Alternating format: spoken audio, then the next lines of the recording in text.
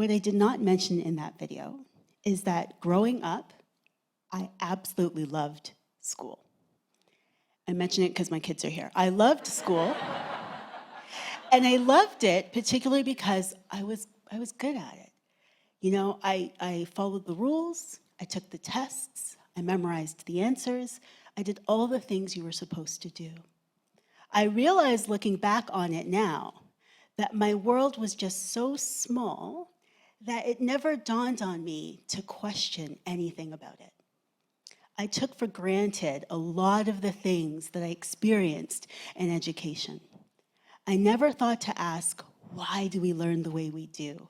Why are they asking me all these questions? I never asked until one day I did. When I started university, an entire world of questions opened up for me. And I finally had the opportunity to ask why. Why do we learn this way? Why do we structure our system this way? And what kind of impact could we have on the system and on the world if we started to ask why? I'm going to tell you a story. This handsome man behind me is my handsome, handsome father. And a few years ago, he had a doctor's appointment. And he was told by his physician that he was going to have to go on a low-carb diet for a couple of weeks to prepare for a test that he was going to have to take. The physician gave him a list of foods that he should avoid, included beets and raisins, stuff like that. A couple days later, I was talking to him on the phone, and I said, "How's your diet going?" And I was shocked when he said, "It's going fine. I'm not eating anything on the list. I'm good." And I was like, "Well, what are you eating?" And he said, "Well, you know, I eat cassava and plantain and breadfruit." And some people are laughing probably because they're Caribbean. I will fill in everybody else. These are all carbs, all of them. It is all carbs. This, I would argue, is an education problem.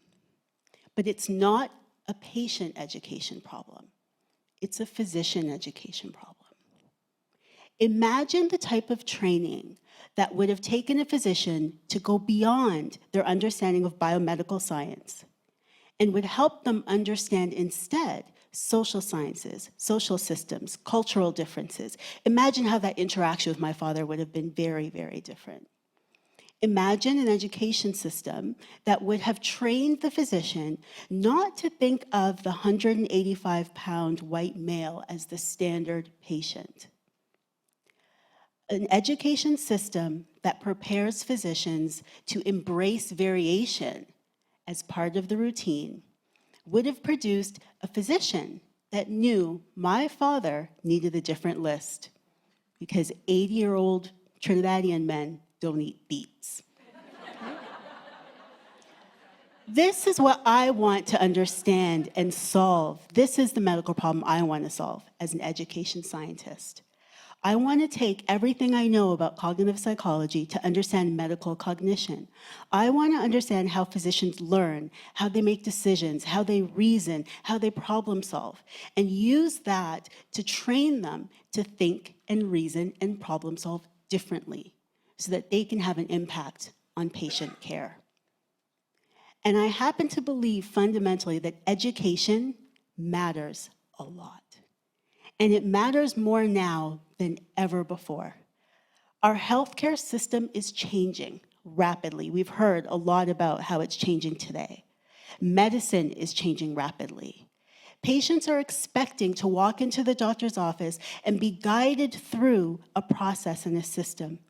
Physicians are not the gatekeepers of all knowledge. Those patients walking in have a lot of knowledge coming in. And they're asking their physicians to help them understand the world, not arbitrarily give them decisions. We need to change our education system to prepare future physicians to provide exceptional care in this changing landscape.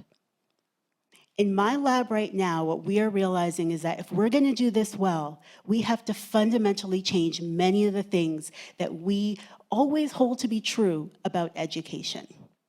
As a starting point, we started looking at their basic premise, the way we design health professions education. Right now, we spend a lot of time doing what we call a teach then test model. We deliver lectures, we deliver content to students, and then we let them show that they've learned it by taking tests, MCQs, whatnot. What we've seen in our experiments is that teach then test is a great way to teach if you only want the physicians to understand what to do. If you want them to understand why they're doing it, you have to introduce struggle.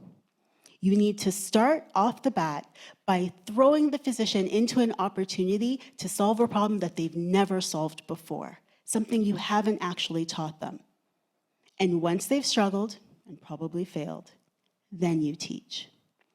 And what we've learned in the lab is that this form of teaching helps them understand why they're doing what they're doing. And when you understand why, you can remember the material better, you become a better diagnostician, and you are better prepared to continue learning in the future. What are we going to do with all this data and all these studies? We're going to change medical education. And once we've done with medical education, I'm going to work with my collaborators at Michener and at TIER, and we are going to change education for perfusionists and chiropodists and surgeons and all of the other healthcare providers, because we need to make sure that they are prepared to provide the care that my father needs, the care that the system wants, and the care that all of our patients deserve. I have two gorgeous little boys who are over in the corner over here, and they're at the very start of their education journey. I have no idea what Preston and Christian are going to become down the line. I don't know where they're going to land. I can already see, though, that their world is so much bigger than mine ever was. And what I hope they learn from me and from all of you today that they had the wonderful opportunity to hear is that education matters and that they can never, ever, ever underestimate the powerful things that can happen when you ask why. Thank you.